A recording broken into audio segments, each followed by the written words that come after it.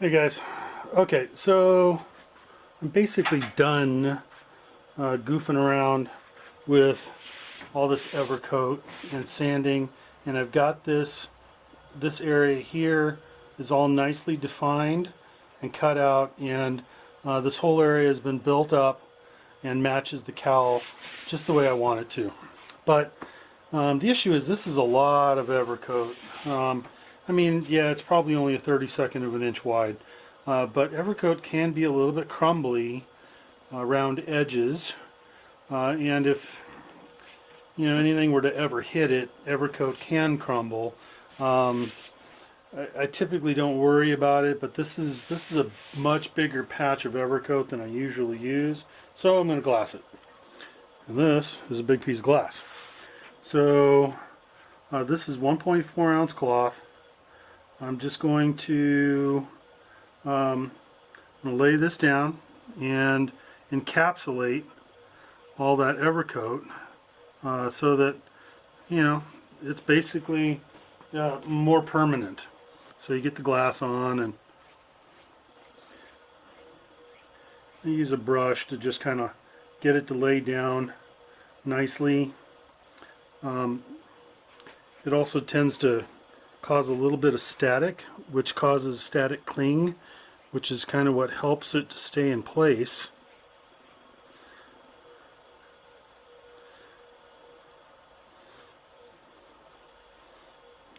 Just like that. Alright, we'll mix up some glue and be back in a minute.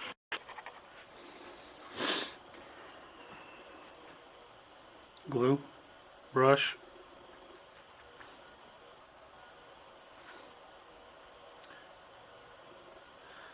and I'm going to just kind of carefully dab this in place in a few places so that it'll hold the glass where it is. I don't want it moving around with the brush strokes because I've got little cuts slit in here to help the glass form around the corner. This is a decreasing radius corner here, and there are things like the battery box and the motor mounts and things that I have made cuts in the glass that so I don't want the glass to move particularly much.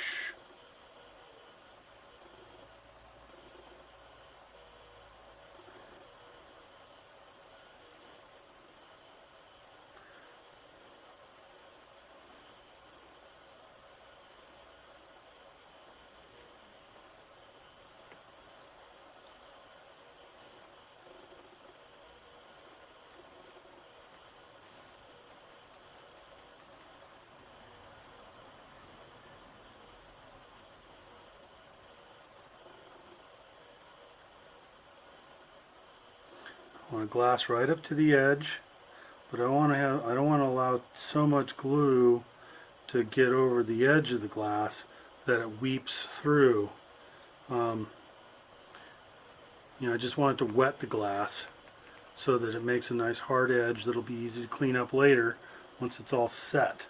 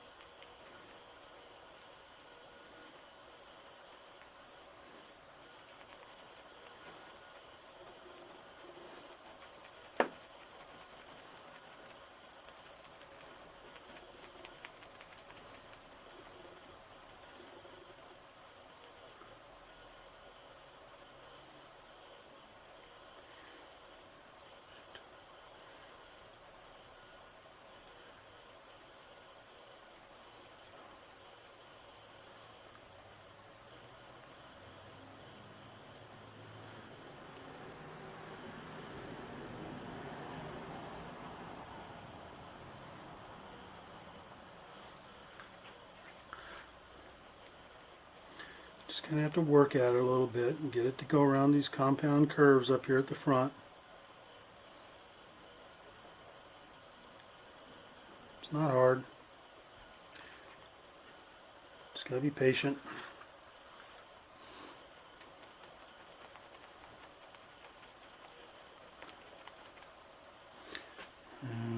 Okay. Yeah, I was pretty sure that wasn't going to be enough, but you never know. You never know until you mix it all up.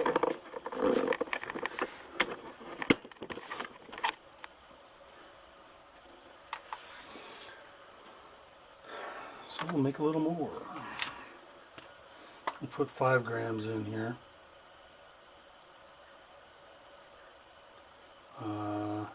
Actually, 6. No, in that case 6.5. Because this is a 3-to-1 epoxy, so I'm going to go 9.2, almost 10.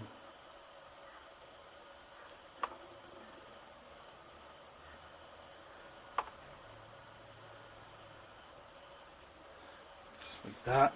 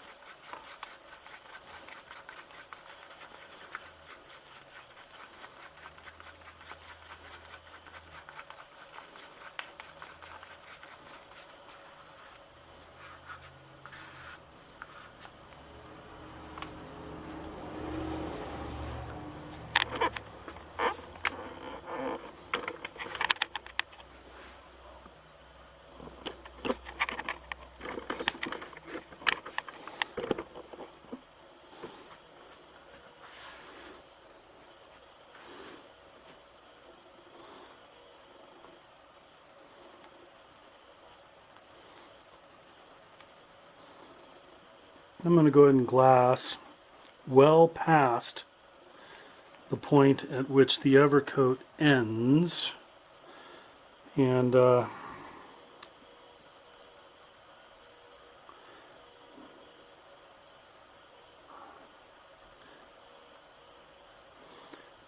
doing that, when I sand off the edge of this glass, the stuff that is not being glued in place,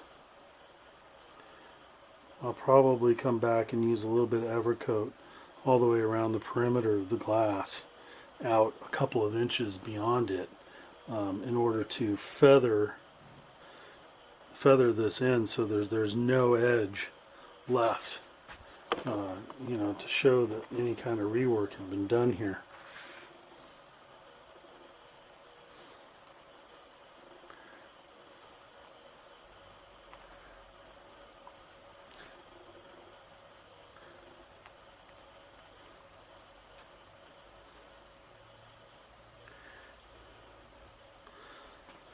Okay, so you can probably even tell that, you know, this is pretty wet.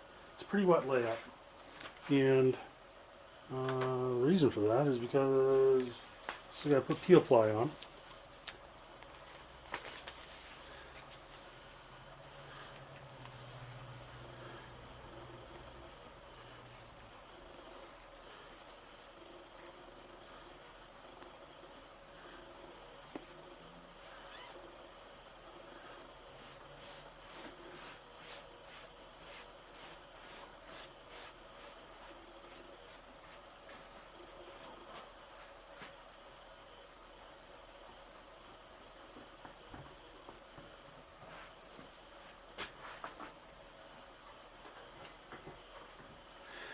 Alright, so we just kind of lay that in place, and I won't be able to get the peel ply to you know, make the corners up here along the leading edge. That's a compound curve.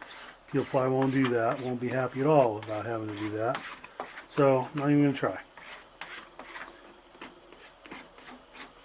Instead, I will just squeegee it down in place.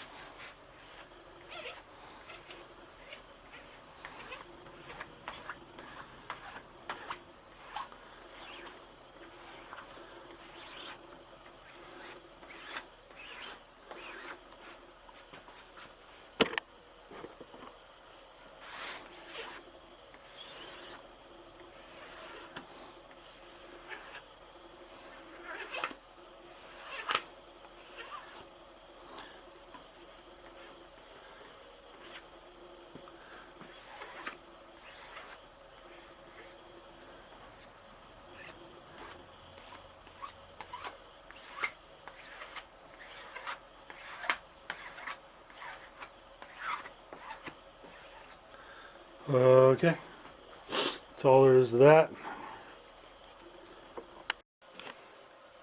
Alright, and so the last thing I'm going to do here is I set this thing up with a heat lamp. It's actually just a 100-watt bulb, but that reflector kind of reflects heat down onto this area. And so in about a half an hour, this area will be set, and I'll roll the fuselage about 60 degrees, and so that the other side over here will be under the heat lamp, and maybe an hour later this will all be dry enough and I can yank this peel ply. At least that's the hope, and we'll see what we have. Okay, so a number of hours have gone by, and I've had it under a heat lamp, and it's gotten pretty hard, so I'm going to go ahead and pull the peel ply.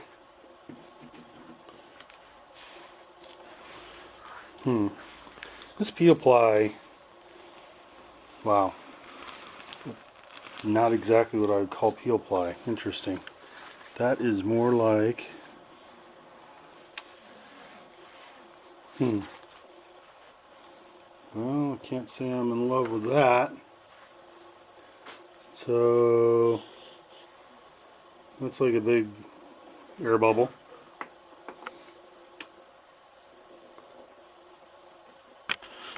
Turn off that light.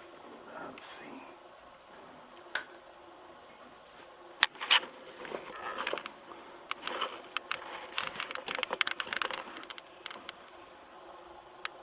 That is a large air bubble that wasn't there before I started putting on the peel ply.